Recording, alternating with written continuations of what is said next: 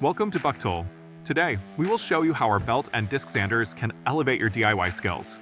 Elevate your DIY skills. First up, let's look at the tabletop belt sander. It uses a high-speed sanding belt to quickly remove large material areas, making it perfect for rough surfaces. Then we have the tabletop disc sander. It operates with a rotating disc for fine smoothing, ideal for handling intricate edges and curves. Regarding size, belt sanders typically range from 1 to 6 inches in width. The wider it is, the more efficient it is at material removal. The disc sander generally comes in diameters from 5 to 12 inches.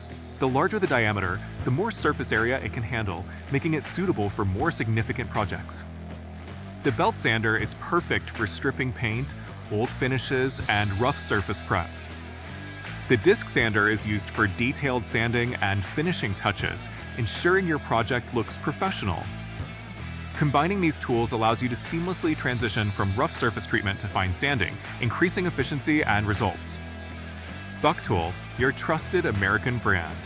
We provide high-quality power tools to help you easily tackle any DIY project. Experience the difference today.